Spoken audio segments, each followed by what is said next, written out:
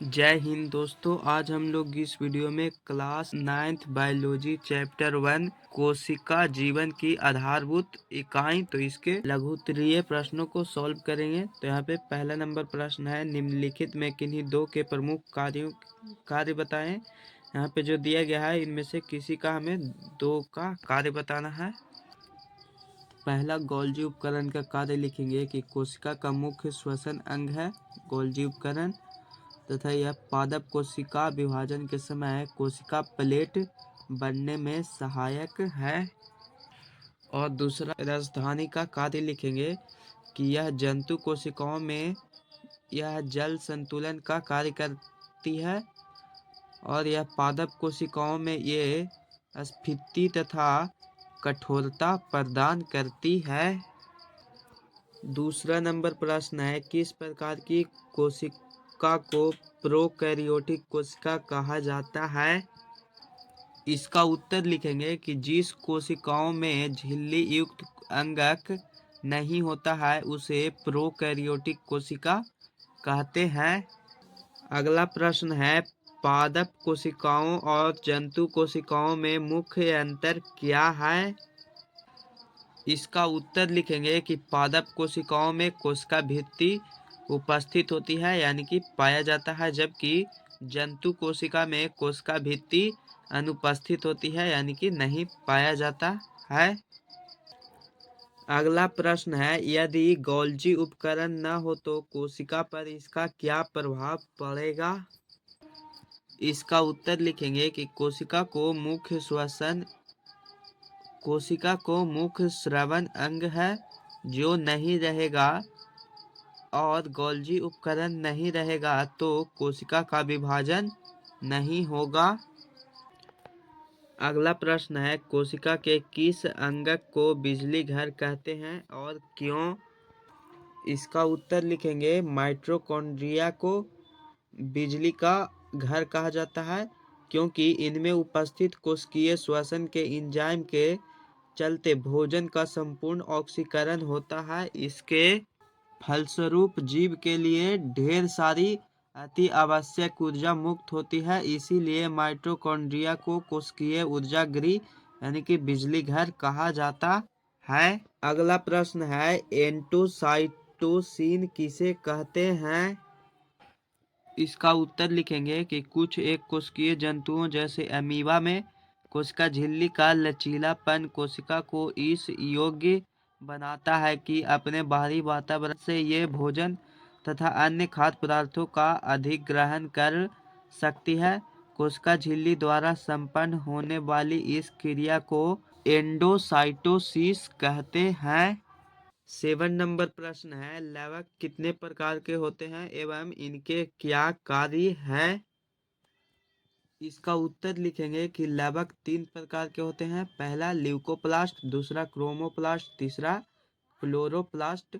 तो ल्यूकोप्लास्ट का कार्य देखेंगे कि ल्यूकोप्लास्ट मुख्यतः जड़ की कोशिकाओं में पाया जाता है और खाद्य संचयन का कार्य करते हैं। इसमें स्टार्च, प्रोटीन तथा तेल जैसे खाद्य पदार्थ संचित रहते हैं। दूसरा है क्रोमोप्लास्ट, तो इसका कार्य है देखेंगे कि क्रोमोप्लास्ट फूलों और बीजों को विभिन्न रंग प्रदान करता है। और तीसरा है क्लोरोप्लास्ट, तो इसका कार्य देखेंगे कि क्लोरोप्लास्ट मुख्यतः पत्तियों में पाया जाता है एवं भोजन संश्लेषण में सहायक होता है।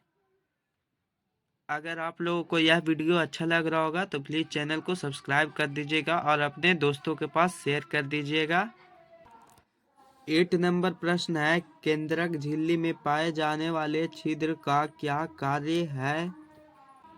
इसका उत्तर लिखेंगे कि केंद्रक झिल्ली या कला में पाए जाने वाले छिद्रों के द्वारा केंद्रक द्रव एवं कोशिका द्रव के बीच पदार्थों का आदान प्रदान करता है। अगला प्रश्न है, जीन को आनुवांशिक इकाई क्यों कहते हैं। इसका उत्तर लिखेंगे क्योंकि जीन पैतृक गुणों के वाहक होते हैं, अतः डीएनए को आनुवांशिक पदार्थ तथा जीन को आनुवांशिक इकाई कहते हैं। 10 नंबर प्रश्न है, विसरण तथा परासरण में क्या अंतर है। तो यहाँ पे इसमें अंतर लिखेंगे विसरण का कि पहला क्रिया प्रायः पदार्थों की 3 अवस्थाओं में होती है, ठोस, द्रव, गैस, जबकि परासरण या क्रिया केवल द्रव पदार्थों में होता है।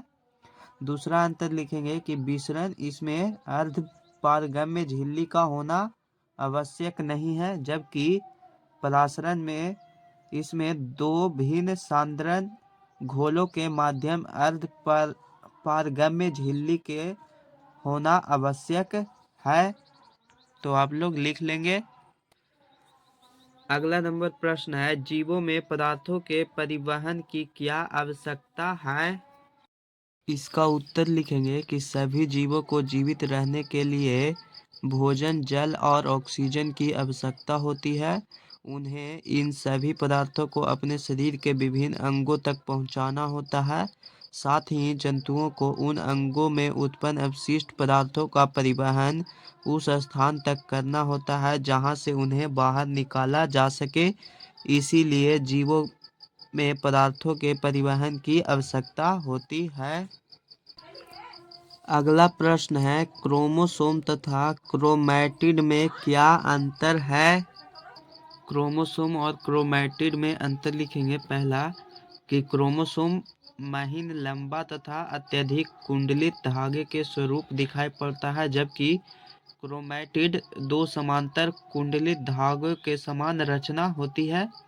दूसरा अंतर लिखेंगे कि कोशिका विभाजन के समय यह स्पष्ट दिखाई पड़ता है क्रोमोसोम, जबकि क्रोमैटिड होता है यह डीएनए का बना होता है। और तीसरा अंतर लिखेंगे कि क्रोमोसोम सामान्यतः बेलनाकार होते हैं, जबकि क्रोमैटिड इनका मुख्य कार्य कोशिकाओं को नकल करने में सक्षम बनाना है।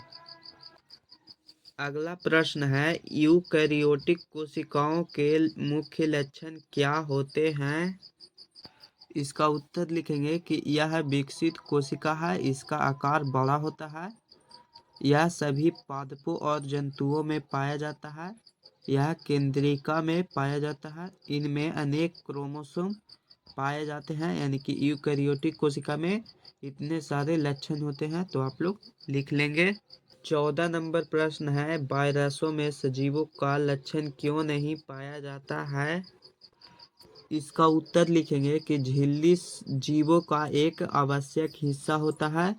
वायरस में किसी भी प्रकार की झिल्ली नहीं होती है, इसीलिए वायरसों में जीवों का लक्षण नहीं पाया जाता है।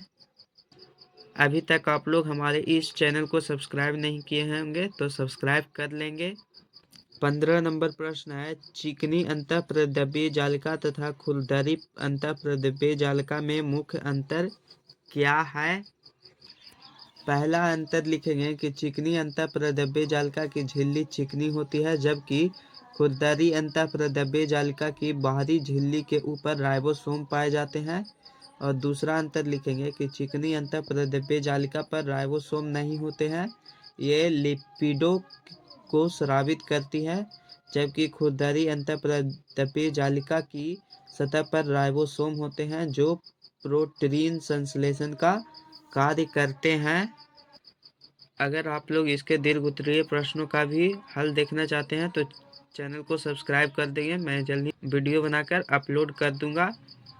अब मिलते हैं अब हम लोग अगले वीडियो में। जय हिंद, जय भारत।